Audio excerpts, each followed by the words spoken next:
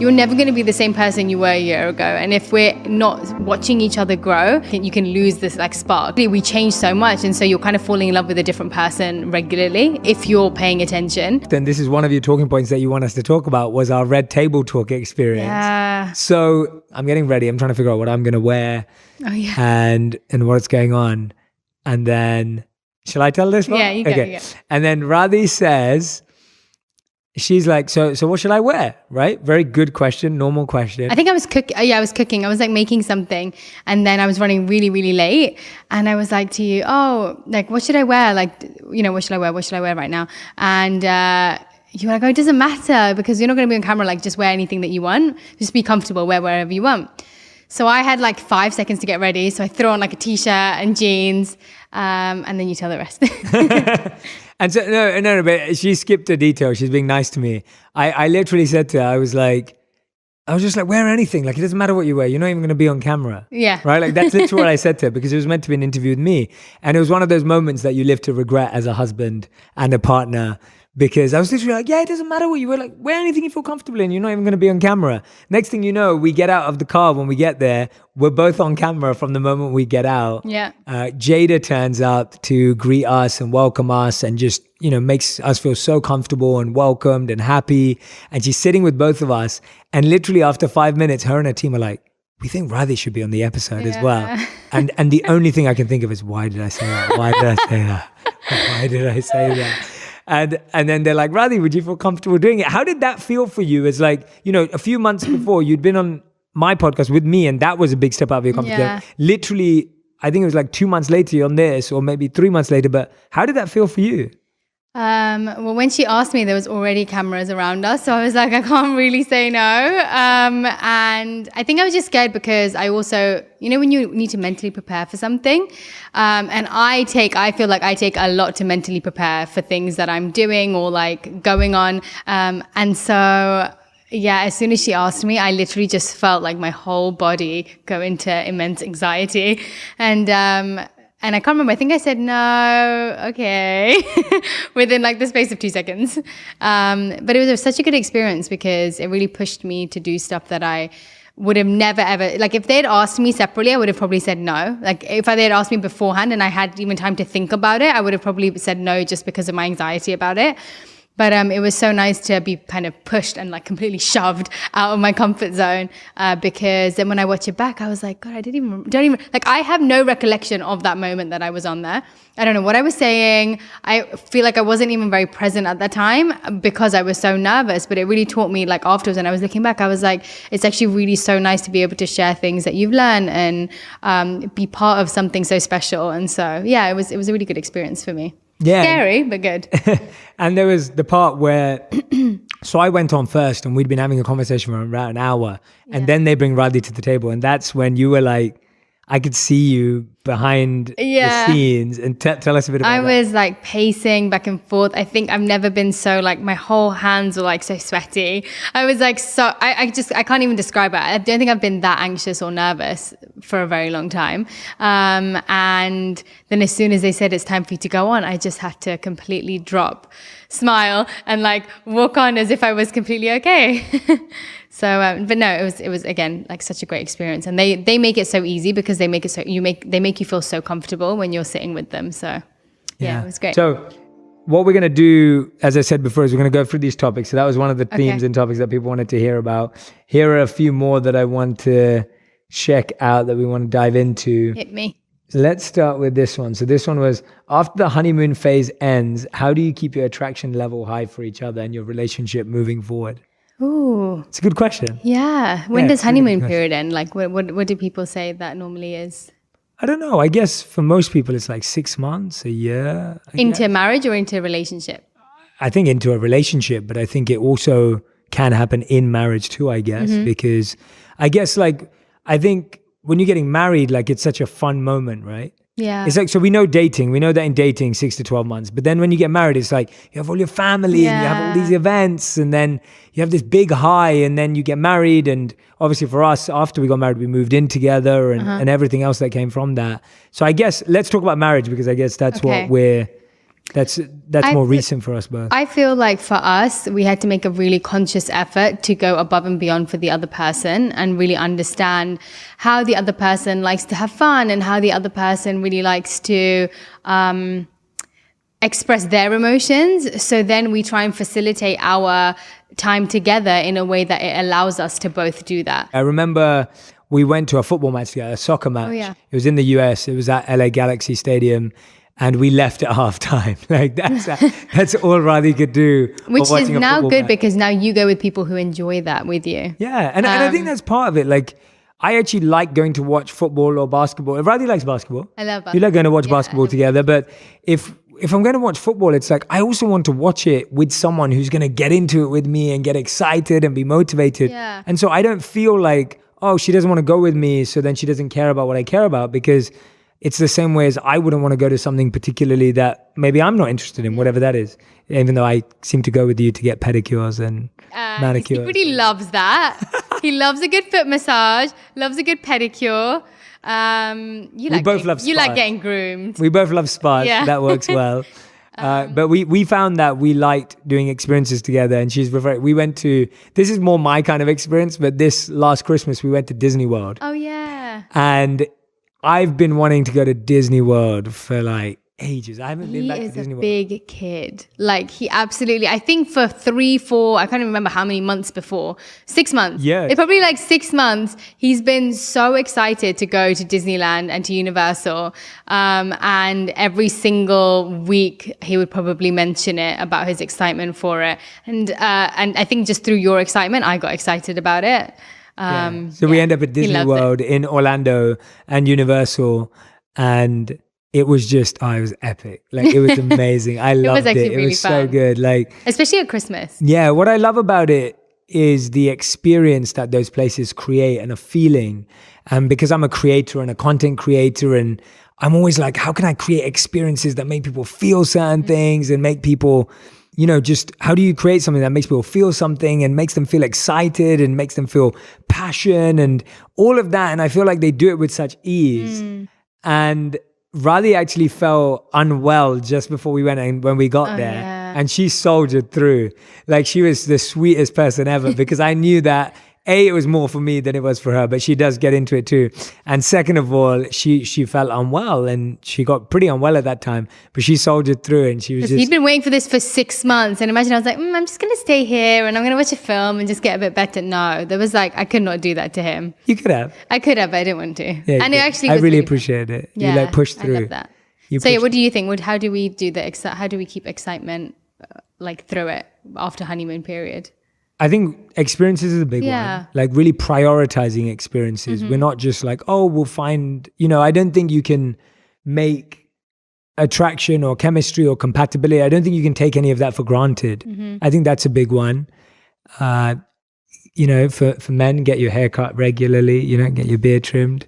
He really thinks that, he really, really believes that he's got a new hair. I don't know whether you guys have noticed, but he's changed his hairstyle, and he genuinely thinks that his hairstyle has changed the way that I look at him.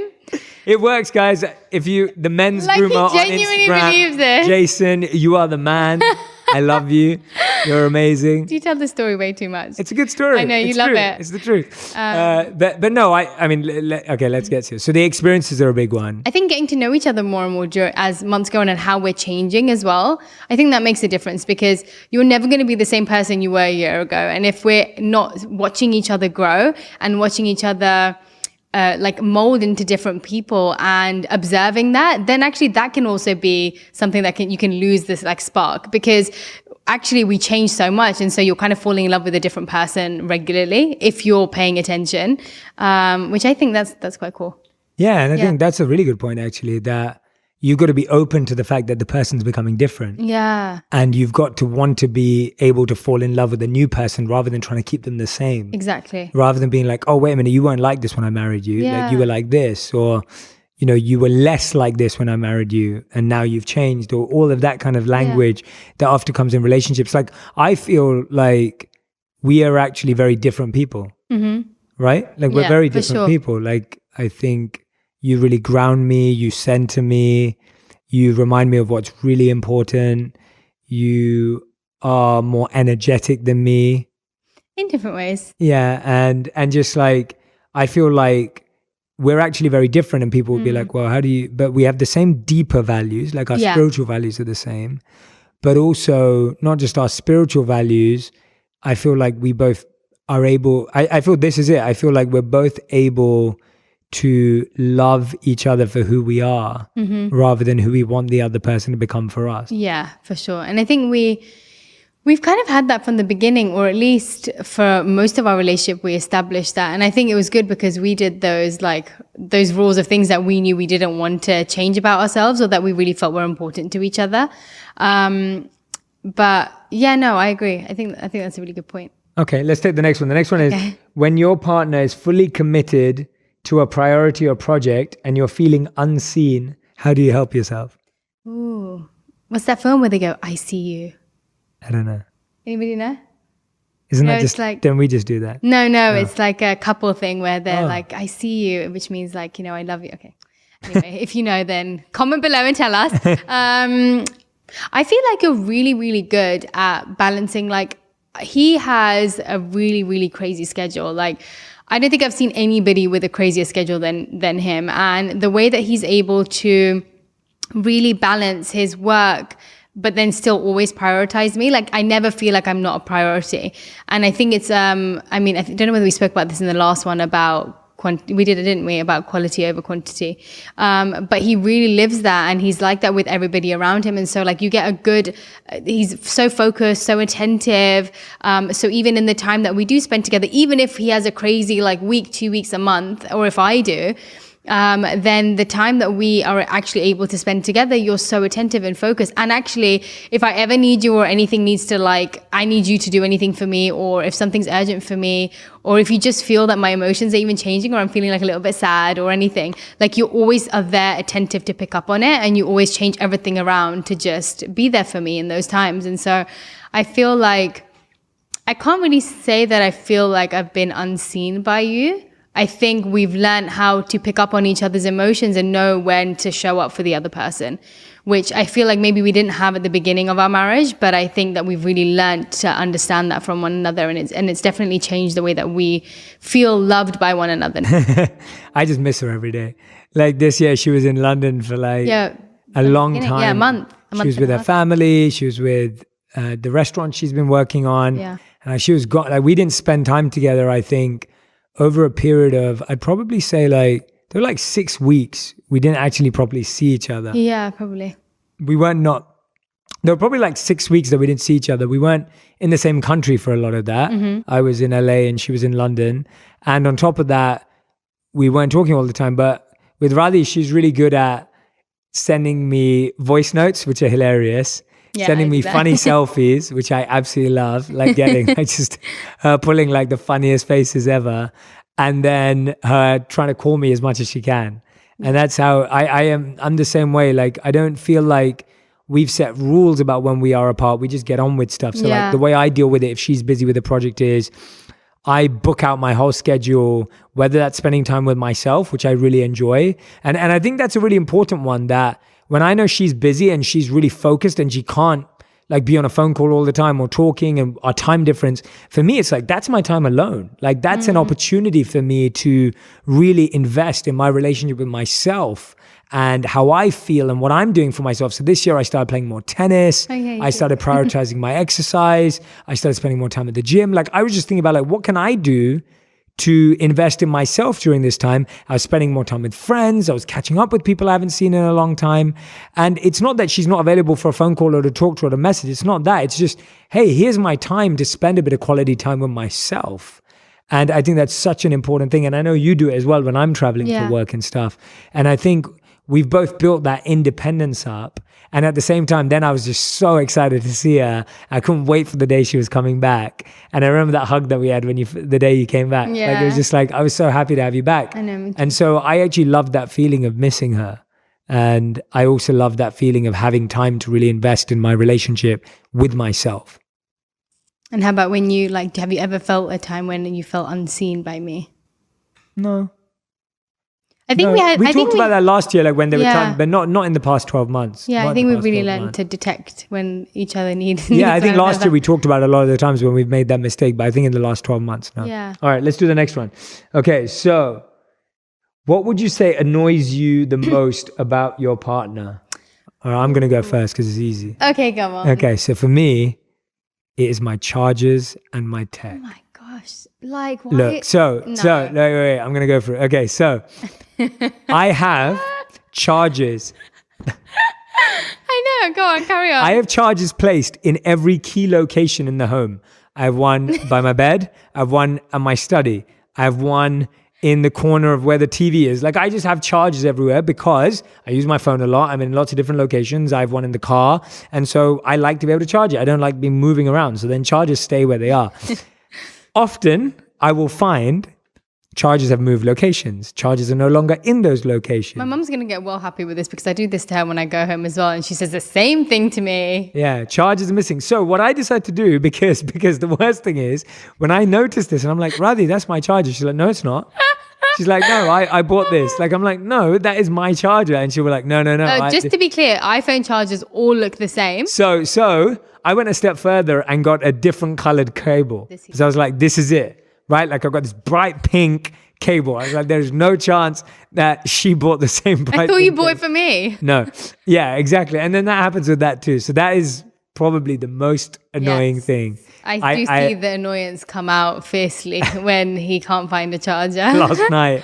Yeah, last night I was sleeping and he was like, Radhi, where's my charger? I was like, it's in my bag. Why is it in your bag? Yeah. Okay, so that's probably my Okay, number so- one thing, I think. I'm trying to think of other stuff, but that's definitely. What's the thing that annoys me about you? Oh, I know. Well, I don't know whether this is actually a thing that, yeah. You talked okay. about my shoes last time, so we got No, I'm not talking about shoes.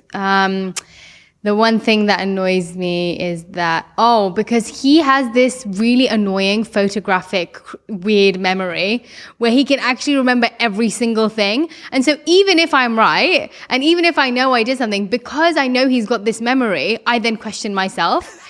Because like, I know for a fact like something has happened and I say that to him, or I know I've told him something, but because I know how good his memory and how like weird his brain is, I then question myself because I'm like, he does have that. Like he does know how to remember every single thing that someone possibly says. So then I question my memory abilities because of your like genius brain. That's not nice. So yeah, that's a bit annoying. 5 almonds a day, guys. My mum trained me. 5 almonds a day. Apparently, Ayurvedic remedy. Is it? No. Oh. But almonds do have that quality, yeah. Really? Yeah, they're meant to be good for brain power. What other nuts are good for brain power? Walnuts. That's why they're shaped like a brain. Did you know that? Yeah, Walnuts you told shaped- me that before. Oh, yeah. All nuts, really. Nuts and seeds, they have really good ingredients that are meant to be good for brain power. Okay. Yeah. All right, next question is, what's something your partner has said to you that really hurt you but served as a valuable lesson? I know what mine is. You always tell me that I don't know how to like utilize my time well, which didn't hurt. In a good way though. In terms of like I've never said that to you. No, you do. As in not in a bad way, but you always say that I need to learn how to use my time in a way that's efficient because I know I don't. Like I'm a big procrastinator. It's never come like in a rude way from me. It's when I've been talking about what I'm struggling with, whether it's to do with things that I want to get done or how I feel like time just gets away from me and a whole day goes by and I feel like I've hardly got anything done. And I have this really bad habit of just either procrastinating or not knowing how to prioritize things. And so I'll end up having a list of to do and I'll end up doing everything that's completely not on my list, like reorganizing a kitchen cupboard instead of what's actually on my list of things to do. So you talk about this a lot. It wasn't just that line, but when you tell me that about myself, I know it's definitely true because it hits home. So I feel like we have never been in a situation where we don't filter what we say to each other. Like even if we're really upset with one another or even if we're angry or whatever it is, I don't feel like we burst out like words that we don't mean. Mm-hmm. I don't think we've ever really done that. I don't think we've been so harsh with our words in arguments or when we felt upset with one another. Yeah, I just feel like with that type of stuff, you have to be careful about that with your partner because you've got to look at this person like every night before you go to bed. You have to see them every morning when you wake up. And if you say stuff you don't mean too often, either it becomes real or that person feels like, just like a joke has an element of truth. Even if you say something you don't mean that's extreme, there's still an element of truth. And now that person has that with them. Yeah. And I know one thing that I used to say that I stopped saying in our relationship was, for a long time, I used to say things like, oh, you know, like I can live without you if I needed to. Oh, yeah. And I used to see that as a sign of strength to say that. And that came from me just being detached and, you know, being independent. But then I started to see like that type of language in a relationship. And I never said it in a mean way or a extreme way, but just that statement, what those words actually mean, you end up pushing your partner away. And so you've got to be so careful with your words that you say to your partner, because if you're saying something just to get a reaction out of them, or you're saying something it's like being 16 again, you know, like when you when you say something to your friend just to get a reaction out of them. Yeah. But it's like, you can't live like that with your partner, because you're just with them so much of the day that you got to be so intentional and focused on how you speak to people. So what's the one that so what's my thing? What's something your partner has said to you that really hurt you but served as a valuable lesson? I don't think you've ever said anything hurtful to me. What about when I said I didn't like your hair? There are times when like I worked really hard on something. Oh yeah. This is it. Okay, go tell me. I've worked really hard on something like a video, or I've been on a photo shoot, or we have a lot of those launched a moments. podcast logo, or whatever. I've worked really hard on something, and I'll show Radhi to get her feedback, and Radhi is just so honest. Like, she is just honest. Like, she does not hold back. Like, she would just say it as it is. And in the beginning, and even there are sometimes now where like my ego gets hurt or when my emotions get hurt. But then I'm like, actually, I'm so lucky that I have someone who's so honest. And that's become a valuable lesson for me, because if she wasn't like that and she just said yes to everything I did, then I would never know whether if I was doing something was good or not. Whereas I know now, if I show her a video and she's like, I don't like that, then I'm like, oh, at least she cares to be honest with me, rather than just be like, oh yeah, that's the best video I've ever seen, and then we put it up and then no one likes it. And so for me, like, I've learned to value her honesty, and she's just raw sometimes. Like, she'll straight away be like, nah, that's terrible, right? But it's in a loving way, because it's out of care ultimately in terms of getting the right thing. So for me, I think that's the one. That's the one it is for me. So I actually value Radhi being honest with me, as opposed to either lying to me or just saying yes for the sake of it, or just to make me feel better. So that's mine. Okay, fair. Cool. Yeah? I agree. I do that. All right, okay. So here we go. What's the next one? Okay. How do you decide what you guys show to the public and what you keep private? Good question. I've been talking to you about this a lot, haven't I? I find I get asked a lot why I don't share like so much of mine and Jay's relationship on my page, whether it's like pictures or whatever it is. And I find like you're so sweet and you're so expressive on your page, and I feel you're like that, whether it's with me or whether it's with your friends or like whoever comes on your podcast. Like, you genuinely want to show appreciation and love on your page, and I think that's such a wonderful thing. But I think it's really good for people to know that there can be different types of people in relationships, and so that is him, and that's how he likes to express himself, along with being so expressive in person. That's how he is. Whereas for me, I just I don't know, there's a part of me that just likes keeping that to ourselves. But also I find generally, and especially for women, a lot of like posts online of people who look very, very happy together, and, you know, that have a lot of relationship posts. It can actually agitate a lot of people who are feeling quite sad about that area of their life. And unfortunately, that is really prominent in society at the moment. Like, a lot of people are really upset in their relationships, or not dating and finding it really difficult. And so I often try and just avoid posting things that I think might just agitate people in that way, especially because love is the one thing that people are searching for so much. And so I do post things, and I do post fun stuff with us, but I like to leave some of the stuff for just us for me to be able to say to you privately, and not online.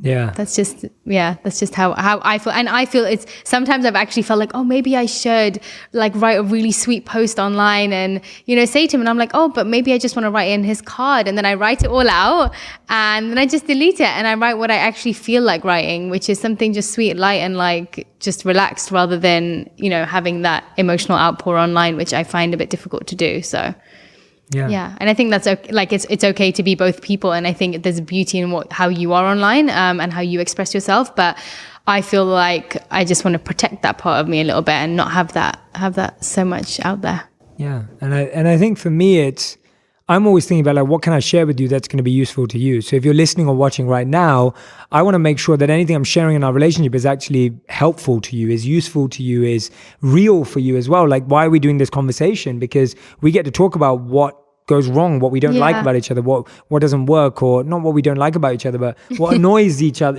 All of the things that we're talking about already right now. To me, I want you to see that. I want you to hear that, because I want you to hear that people can be different. People can have different opinions. They can have different priorities, but they can still love each other and they can still be together.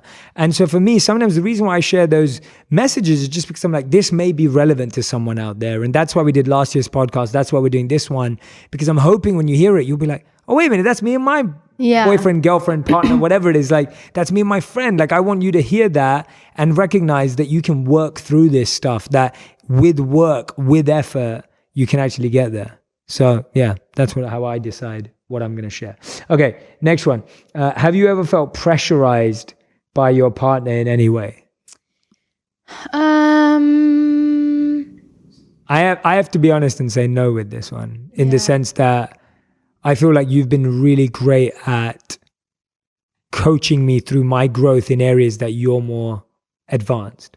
So when it comes to health, Radhi is far more health conscious in what she eats and her exercise routine. And it's beautiful for her wellness and how she sees wellness as this wholesome thing. And she's been that way since we've been together. And I have always focused on my mental health, but not as much on my physical health. And I've never felt forced by Radhi or pressurized by her to become someone I'm not when it comes to my physical health. I've always felt coached and guided by her. So I remember when we first moved to LA, she was the one like looking for a personal trainer for me, because she was like, I know that, I told her that was the only way I would be able to get into that rhythm. And so she was doing that research for me. And then when it comes to my food, she's always making sure that whatever she cooks is right. And even though she loves spicy food, because spicy food is not good for me, she makes sure that the food she cooks for both of us is not spicy. And so I've always felt like very encouraged. And now that I'm at like feeling like the best I've felt ever, it's like I feel so happy about that, because I feel like I did it in my own time. I did it for myself. And I have a practice and ways of doing it that are right for me. And often when things are pressurized, it's very much like, well, this is how I do it. This is how you should do it. Yeah. And this is what you need to do. Whereas for me, it's like, I'm doing it for myself. I found my way of doing it and I did it in my time. And to me, having someone, especially your partner, who wants you to be healthy, but not doing it in a way that makes you feel bad about yourself. Like, at one point I was probably eating too much sugar or eating too much chocolate or whatever it was. And Radhi never made me feel bad about it, but she would educate me as to why it could be better. And I feel like being educated in that way is a much smarter way of helping your partner actually grow. Did you know that granola you're eating is the same as... That is literally how you teach. There's the same amount of sugar in this as this. And you'd be like, oh my gosh, I had no idea. Yeah, it's so much about education. I think with pressure, actually one thing that I thought of when I had that question was, I also don't feel like you've ever pressured me. And one of the main things for me was when we actually met, you were recently a monk before that. And so in my eyes, I was like, oh my gosh. And I was just kind of starting my meditation practice at that time. And so for me, it was, I always thought, oh my gosh, am I like gonna feel really, really pressured by the knowledge that he has and by the way that his meditation practice must be so deep and powerful and all of that. I thought I would feel that way, but actually you were just such a wonderful guide and teacher in allowing me to explore it myself, because just like you said, I don't feel like nobody is gonna feel happy about doing something that they're pressured into. And also just the conviction with which someone wants to do something, if it's done out of pressure, actually it's not going to be that much, and so they're not going to want to stick to it anyway. And so I felt like that was such a beautiful journey that I went through by observing how you were in your day-to-day life, and then how your meditation practice and how your spiritual journey is what took you to become that person. And so for me, that was the greatest motivation for me to continue my journey in it, without you saying anything or making me feel a certain way about it. And again, the other thing I think of is how, anything that I wanted to do or I've said I wanted to do, you've always given me advice on it and always given me the best advice that I could have asked for. But you've never forced me to do the things that you've told me that I should be doing. Like you've given me advice. Yeah, you're not regimental about it. Like you've given me advice on so many different things, and a lot of the times I haven't taken the advice, or I've heard it, but I haven't been able to put it into practice. But you just really allow me to find that journey myself, and you're always there to support me, which is what I think a partner should be like in that way. But you don't get annoyed if I don't do it, and you don't pressure me into doing it if I'm not ready for it. So yes, no, I don't feel pressured by you. Except for when you don't want to eat sugar and I want to eat like chocolate cake and ice cream, and you're like, I'm not eating sugar right now. Then I feel sad. And a little bit pressured to also have to not have sugar. Which started from you. I know, it started from me, but So I like having sugar sometimes. He's like an all or nothing. So that's another thing, like, about our characters, which are so different. I can have a small bit of like chocolate every day, or like a small amount of something every day, and I will be fine. I will never have to finish it. I can just have that small amount and be very happy. If we're having sugar, it'll be like, we go to the ice cream place, Cocobella Creamery, the best vegan ice cream place ever. So we'll go there, and he'll be like, okay, could I please have a chocolate fudge ice cream with triple or quadruple chocolate sauce, triple chocolate chips, triple sprinkles. That's a good a chocolate brownie that's heated up. And basically he has the same amount of sugar for like a month that he should in like one day. Well remembered of my order. I know his order. That is exactly my order. We went there the other day and they were like, oh, you've got 600 points. Which he got all while I was away. I've saved them. I'm saving them. them. One day I want to walk in there and use all my points and like feed everyone. But so he's an all or nothing, whereas I feel like I'm quite like, I will have a little often. But you're really good. Like when he says no to having something, we will go anywhere and there'll be like the most incredible stuff around us to eat. And you'll just be like, no, I'll have fruit. I'm like, oh, fine, don't share my cake with me. And I think we've also felt it with like ambition. Yeah. In the sense of like, I feel like I've always been really driven. Like since I remember in my teenage years, I've always been really driven. I've always been really focused and motivated and inspired. And I've always been ambitious and chasing my dreams, whatever they may be. And when we met, I was very clear about that as well. Yeah. That's who I was. But I feel like I work harder on my purpose now than I ever have. Yeah. So in one sense, I've changed a lot since we met, because when we met, I still wasn't working as hard as I am now on my purpose, but I've never felt the pressure to slow down from you, or I've never felt the pressure to have to detach from those dreams or disconnect from those dreams. And I think that really helps me, because I'm not worried about feeling like I'm letting her down, because she doesn't make me feel that way, because she doesn't feel that way, I feel. I think I've been asked this before because of the speed that you work at and like how focused you are, whether that makes me feel like pressured into being that way. And I actually I feel like that that never really happens. I feel like I watch you do it and I'm so amazed by it and in awe of it. But I feel like I still work at the same speed. I'm just chilling along, doing things at my own pace. But I think that also shows that like I never feel you're putting that onto me. It's always just you doing you, and I get to do me at the same time. But we can just kind of work on parallel, which is quite nice. Okay, awesome. Let's do the next subject that's over here. The next one is... Give us a fun one. What can only your partner do that really makes you feel loved and special? I mean, that's more you rather than fun. What do you do that makes me feel really special? Yeah, loved and special. Loved and special. Should I say what you say to me? Well, I don't know. Oh, yeah. So basically, No. I don't know where this came from. I'm going to share this because it's really funny.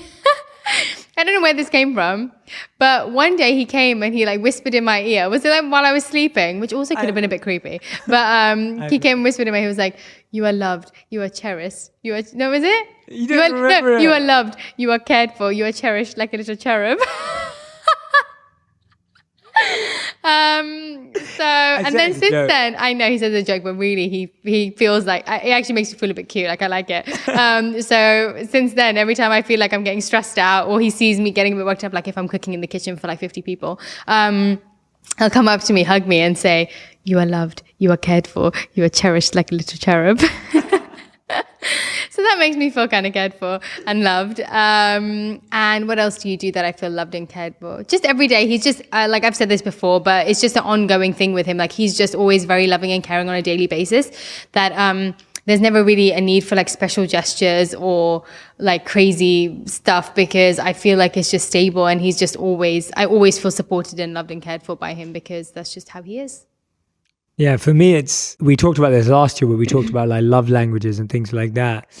But it's interesting how even the love languages are so much deeper than just the way they're spoken about. Mm-hmm. So I was always a gift person growing up, which I spoke about last year. But we both live a life where we both don't live for gifts anymore. Like if I want something, I buy it for myself because I need it at that time. If Radhi wants something, she buys it. So we don't give each other gifts at all anymore, as in physical objects or gifts. Because we know that if we want something, we'll get it for ourselves, or we don't really have a need for a lot of stuff. Like we don't have a lot of things in that way in our life, I feel. But for me, the biggest one has been the way Radhi has understood my love language in the deepest way. So in the last 2 years, and we spoke about one of them last year, but Radhi has thrown me 2 of the biggest surprise parties. I have. And one was for my birthday, which was when we first moved to LA. Yeah. But last year, it was after my live show. Yeah. And so I want to talk about this for a moment because it was so important. So I did my first ever live show in LA. Nearly 2,000 of you showed up. Mm-hmm. It was packed. It was at the Ace Theater. My team and I had worked for 6 weeks to prepare this incredible show that we were absolutely so proud of and in love with to put on stage. I'd been practicing with my team for like 8 hours, 9 hours a day for a week beforehand. And then you're on stage. I was on stage for about 2.5 hours. We had this incredible show. People traveled from like Japan and Australia and London and from all over the world. And people really had this phenomenal experience.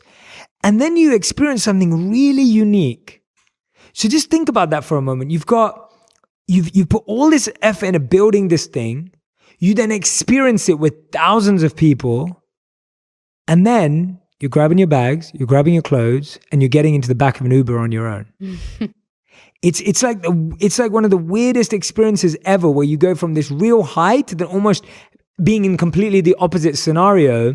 And on my way home, I was thinking, I was like, wow, now I realize so many of the people I coach, so many people I work with, so many people I know who live these much more extreme highs than I do. Like they have like 80,000 people, 100,000 people in, their audiences or whatever. And then all of a sudden they're spending time alone without that buzz and rush. And I was thinking, there are so many people that get dissatisfied by not having that all the time and feel lost and confused. And I was thinking about the most important people in my life. And I was like, well, I'm going back to my wife who loves me. And, that's such a fulfilling feeling. And I was like, I have friends, but anyway, I'm going home. And when I get home, I walk through the door and there's like, everyone I care about is in that room. Literally, all my closest friends are at my house. There's this big surprise. Radhi as always has cooked like this incredible meal. She's got like these amazing balloons that spell out JS Live. She's got this amazing chocolate cake.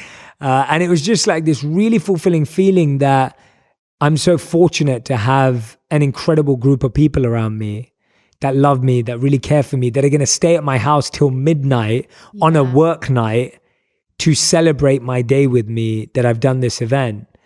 And Radhi's just figured out a way of giving me the gifts that I can't buy myself. And I think that's what a gift really is. Whether it's an object, whether it's a thing, whether it's an experience, a real gift is giving someone something they can't give themselves. And you can't organize a surprise party for yourself. You can't organize a party for yourself where you tell all your friends to come and surprise you if you know it's happening.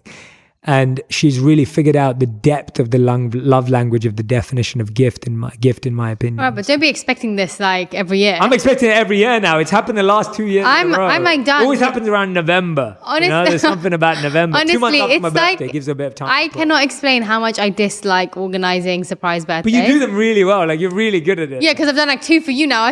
Look, if you want to hire me to throw your girlfriend, boyfriends, or your own surprise party, then I'm available and I have all the contacts, because I've done it twice for him now, and it took all the energy that I could possibly imagine that I had. They were amazing, though. Thank you. But yeah, no, that was also like for me going out of my comfort zone to do something I know that he would have been really happy about, because I'm not an organized person and I find those things really difficult and stressful, but it was definitely worth it. Because you came in and you were actually so surprised. I thought you knew, but I made all of his friends and us like all rushed out of the event. Like, okay, cool, peace, see you later. I'm a bit tired. I'm going to go to bed. And then everybody waited here for a really long time for you to come back. Everyone who waited. And it was really sweet. Like, it's really special. Perfect. Thank you so much. And that's one of the things, actually, I want to talk about that for a moment. This is that when we first moved to LA from New York, literally everyone who heard that we were moving would say to us, you know what people are like in LA. Yeah, that's so true. Like, they're like, you know that everyone in LA is superficial. You know, everyone in LA doesn't really care. Mm-hmm. And we heard that so much. And I've always had this rule in life for myself that no matter what I hear from someone about something, someone, or anywhere, I won't trust it or base my opinion on it until I've experienced it myself. Yeah. And I've always had that rule. So if someone tells me this is an amazing holiday destination, until I've been to that place, I will not agree with that. Yeah. If someone tells me this person is not nice or is nice, I will not agree or disagree with that until I've met and experienced that person. Yeah. And also actually spend time with them, not just spend time with them in an elevator or something like that, like actually spend quality time with them. And so for me, I was like, well, if you think that about LA, or loads of people think that about LA, I'm not going to let that define LA for me. I'm going to define LA for myself. And I have to be completely honest, like, we have met some of our closest, deepest friends, and so many of you I know listening and watching right now, some of our deepest and closest friends we found and made in LA. Definitely. And I know Radhi feels that. That's what she feels at home here. I know I feel that. That's what I feel at home here. You know who you are. And that's such a special thing, that these stereotypes and these broad generalizations we make about people or places are not true. They become what you want them to be. Mm-hmm. And I really feel in our life that LA has been such a beautiful place for both of us to find our purpose and create our purpose and live our purpose. And, you know, you can't really define a place you can't just say that a place has a reputation or anything like that, because you find the people where they are. So for me, the people I've met here and the friends I've made here have just been absolutely incredible. Yeah. And for me, what we've really tried to do, and I think this is important too, is we've tried to build the conscious spiritual community that we want. So rather than expecting that what you want should exist anyway, why not create it yourself? Yeah. So we started hosting these events at our home last year. We did 2 of them. We're doing another one coming up soon. Mm-hmm. We invite our friends to them, and they're spiritual events, community events that we used to have in London and in New York a little bit, but definitely in London. And we wanted our friends to experience meditation in the way we meditate. We wanted our friends to experience wisdom from the people that we learn from. And so we started organizing these events. And now they're not parties in the same way. Like, we don't have any alcohol at these events. Like, no one's getting, you know, it's not that kind of an event. It's an event where people feel that they can connect with themselves, a place where people feel they can connect with their consciousness and have a deeper experience. And that was the experience we wanted to offer our friends. Mm. And thankfully our friends love that kind of stuff, so it's worked out. But I just think it's so important that we don't expect things in a place, but you go and create for yourself. Yeah, I love. Cool. All right. Okay. Mm-hmm. Next one that is on the list. What are some telltale signs that your partner is upset? Yeah, he's pretty obvious. If he's mad, he'll sound mad. If he's sad, he'll sound sad. I'm pretty... If he needs chocolate, he'll sound like he needs chocolate. Yeah, I feel like you kind of just... If he's upset, he'll just be like, look, I need to tell you, this has upset me. Or, yeah, you're like that, right? I'm trying to think of the last time you were upset. Oh, yesterday night when he was mad about his chargers, I knew he was mad. I heard it in his voice. Yeah, I don't think we're very hidden with it. I think I'm probably a little bit more hidden than you are Radhi about just it. goes quiet. Yeah, I go quiet. Or I'll see her on the balcony crying. Yes, literally that. I'll just see her Those are the outside. two Like, obviously, she options. wakes up earlier than me, so I'll wake up and she's outside and I just see like streams of tears. I cry sometimes during my meditations in the morning. It's like my time, and then suddenly I'll realize I'm sad about something, and then I'll just start crying, and then he catches me at that time. Yeah. Or my quietness. We spoke about this last time, but I need time to process. So But you also tell me when you're sad about something. yeah, You're sometimes I'll be like, I'm sad. It's not about you, but I'm sad. That's also very useful. This happens note. a lot. This is a useful note because I get so, I think we're all, in one sense, we're all so self-centered that we always feel like people are sad because of something we did. Like it's a self-centered ego trick where like, if she's sad, it must be something I did, even though I know I didn't do anything wrong. And so but her telling me I'm sad, but it's nothing to do with you. It's like, it's actually a useful technique Or in I'm feeling relationships. irritated right now, and I don't know why. I've done this a lot. I feel really irritated. I don't know why, but I just want you to know that I'm feeling that way. So It's really stay away. useful. Yeah, it's just really useful to communicate that to your partner rather than expecting them. Like no one's a mind reader. Like no one is a mind reader. And I think one of the biggest challenges in relationships is you just expect the other person to know what you're thinking. Yeah. Awesome. Cool. All right, that was a quick one. Cool. Okay, this one is, do you still try to impress each other? Yeah, probably. I feel like it's just like an unconscious thing that you do, where it's unconscious, subconscious, one of the consciouses, something conscious thing that you do, where it's like whether it's your outfit or whether it's like something you've like done or made, or like if I've cooked something. I think there's always an element of wanting the other person to approve or to like it. Yeah. I think that's natural. Yeah. Yeah, I like it too. Yeah, definitely. Like if I'm wearing something or I've achieved something or whatever it may be. Like, I love that. And I think it's an important thing to have. Like, I feel like you should feel like that, right? Yeah, it's like and impress in the sense of it's not about getting the other person's validation. Yeah. But you want your partner to like be excited, acknowledge, be excited for you, recognize you. And I love that feeling. Like and I think if I didn't feel that way about her, then you're going to find other people to impress and you're going to want to impress other people. Yeah. And so I feel like it's an important quality to have. And I feel like you lose that energy and the spark if you stop trying to do that to each other, because that's how you were when you first met. Like that's what you tried to do when you first met. And if you stop doing that, it's not about validation. That's not the ego one. It's about knowing that you love someone and always like... And knowing that the other person is excited when you're excited too. Yeah. All right, cool. Next. You don't want to add anything? Oh. No. Okay. Let's go. All right, okay. Power through. So, what do you like most about your partner's sense of humor?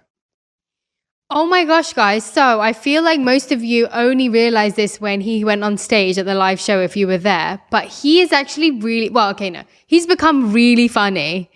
Actually, you were funny-ish before, but like he had a lot of dad jokes. But now, oh my gosh, he's taken his humor to another level. I don't know where it's come from. But like at the live show, you were on fire. I was laughing so hard. And most of the time I'm like, this is funny. But I was actually crying with laughter. Like you were really good on stage. And I feel like when you're in your element, all like different sides of you come out and you really like, you come into who you like fully are on stage. And that was really cool for us to see. And I had so many people message me about how funny you were on stage and that they had no idea that you had humor in you. But that was really cool to see. What was the question again?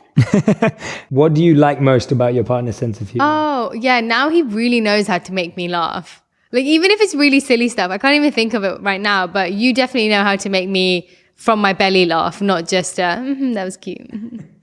But I still take it too far sometimes. Yeah, sometimes it's like I'm laughing really hard and then he keeps going because like he thinks it's going to make me keep laughing, but then he kind of ruins it. But that's also quite funny. I do that a lot. Yeah. I do that a lot where she's like, okay, you went too far. Yeah. It's like, I feel like I'm just going to get one more laugh. Yeah. It's like, that happens a lot. Yeah, no, my on stage is where I feel like I'm at my most myself in terms of when I'm sharing, and I feel like I'm at my best on stage. So I love being with the audience, and I love that energy that everyone gave me that day as well. And, when when I'll be touring soon as well. I can't wait to meet so many more of you. So it'll be fun. But yeah, okay, about you, what's my favorite thing? Radhi is literally exactly who she is on her Instagram.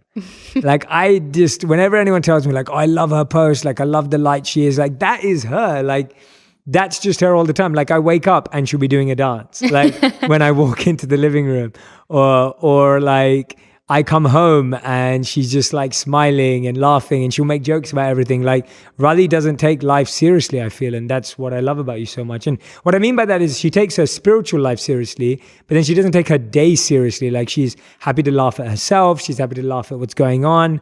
We can both be like talking about something really serious at one point, and then we'll both start laughing because she's able to laugh at it.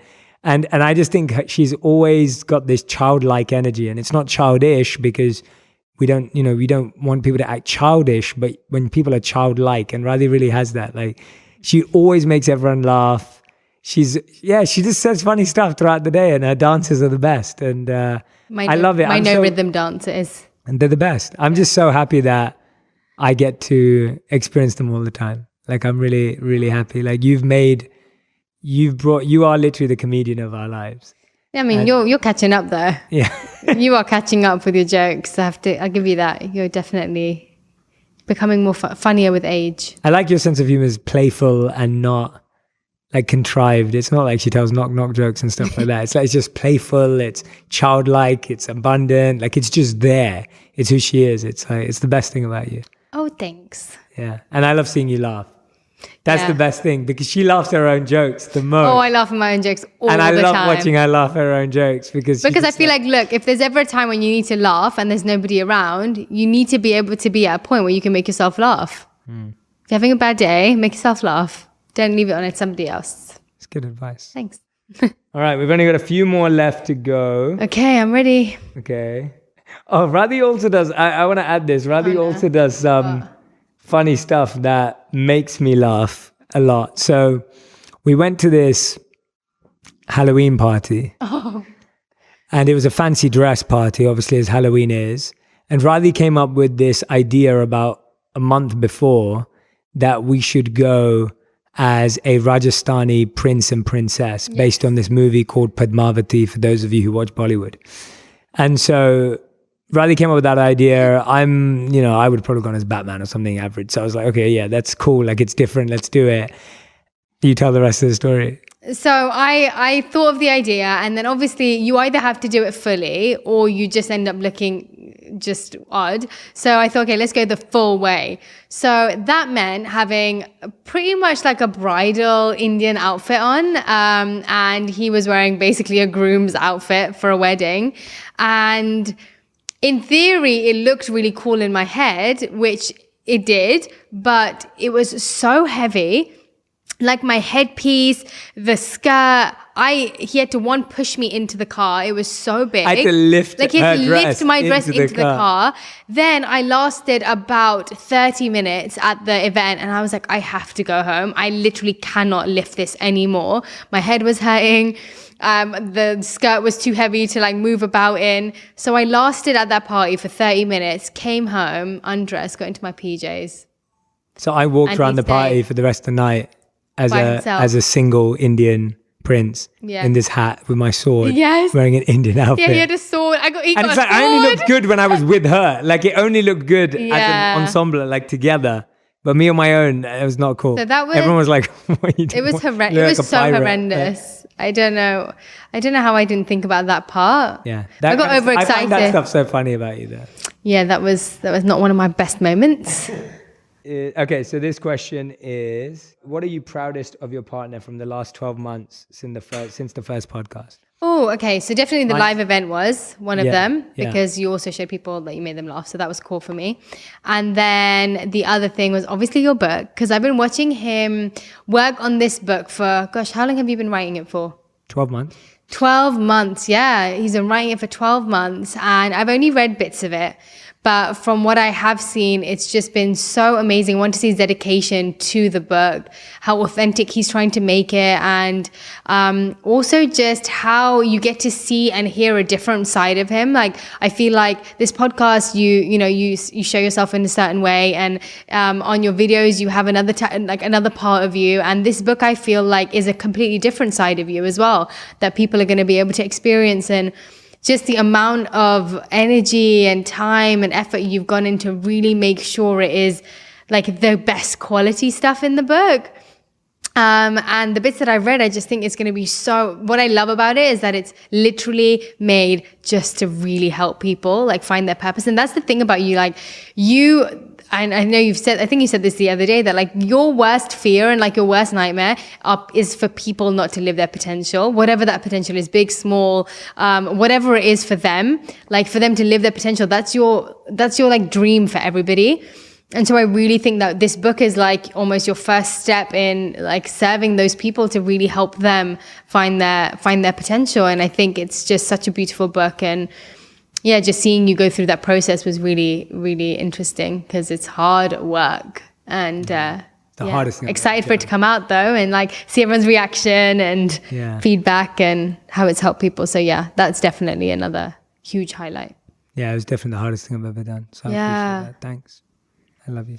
Yeah, that's it. But for Radhi, she's one exam away from being an Ayurvedic health counselor. If I pass, yes. Which is amazing. She will pass. I know she's been working really, really hard. Like, I see her revising, and I always think like, I'm so happy I no longer have to revise.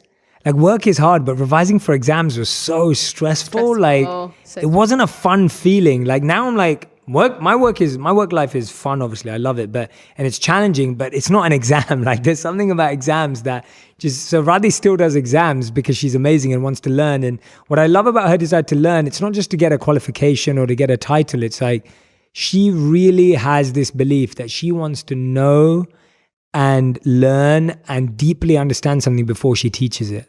And I love her integrity for that. I love her authenticity for that. I think it's a beautiful quality that she has, that she never wants to mislead anyone. She never wants to give someone a little bit of information. She really wants to feel like she has a full grasp of something before she tells someone else to do it. And I think that is such a beautiful quality to have. And I really, really respect it. So that's been amazing to watch you do.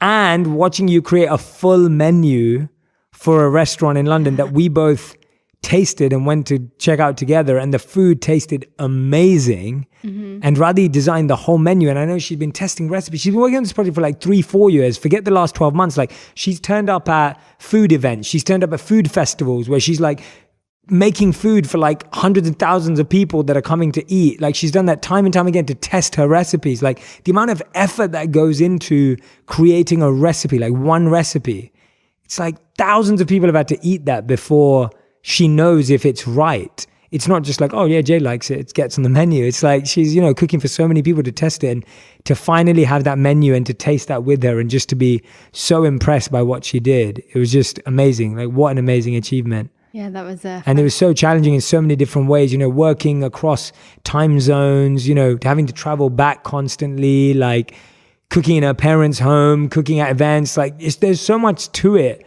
that I just respect you for just how amazing you are at being dedicated to wanting people to eat healthy, tasty, nutritious food. Yeah, that was a fun process. Yeah, really proud of you for that. And so many amazing people involved in it too.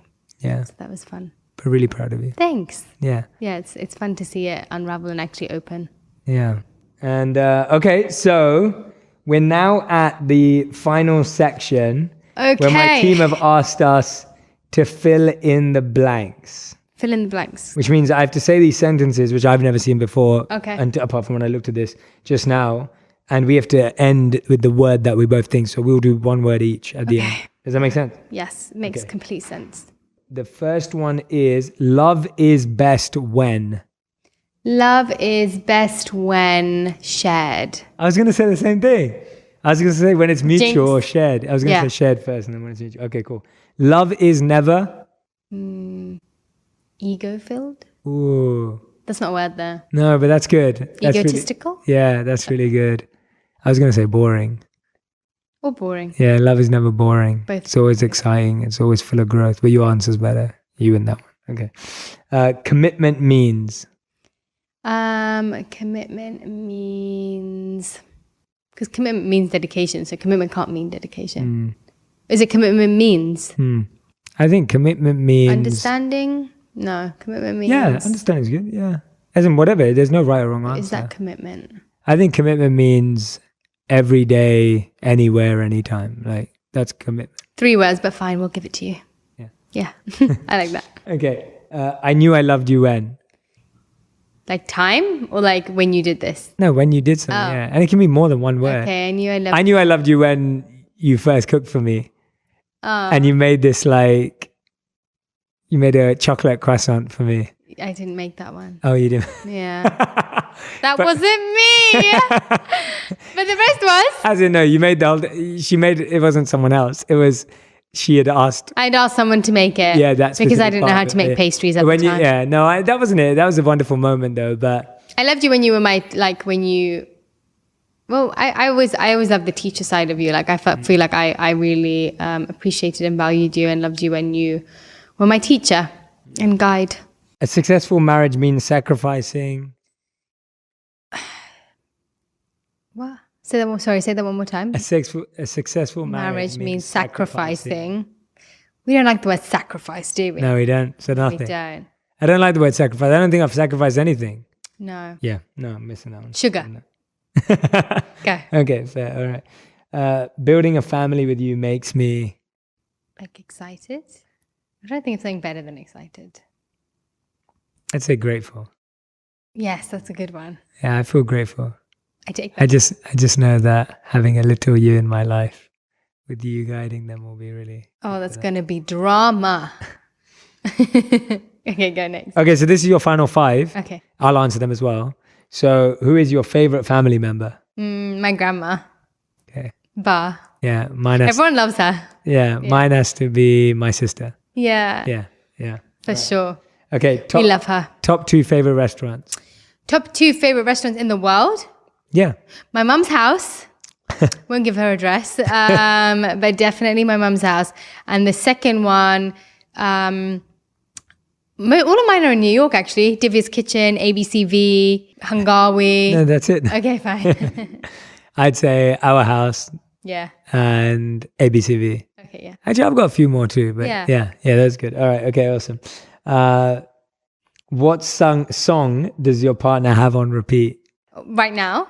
I guess so, yeah. Oh, I think Radhi's song on repeat right now is probably some like soccer song or like some sort of like some like reggaeton song or something like. But also Jahnavi. Oh yeah, okay. Meditation music. As in, just Jahnavi's voice is amazing. Radhi's YouTube. My YouTube is like a is little... the best. You know when it goes like recommended for, it'll be like meditation music, kirtan, songs, and then like soccer music. And like, girl, you're a party animal. Yeah. Like literally it shows where my mind's at most of the time. Yeah. But Jahnavi Harrison is literally one of my favorite artists. She's actually, people ask me about this a lot. She does the most incredible meditation music, but also just the way that she puts instruments together and everything, like it's just amazing. So definitely her, soccer music. And actually right now, Justin Bieber's new song. Okay. And what about mine? Are we answering about each other? No, just kind of like. What song do you have on repeat right now? Have I heard you listening to music lately? So for a while it was that Rhythm of the Night track from the Bad Boys 2 soundtrack. Oh yeah. Ritmo, I think it's called, with J Balvin and Will.i.am. And then there's a lot of Drake. I listen to a ton of Drake. Yeah. Loves Drake. Drake. I can listen to a lot of Drake. Okay. Cool.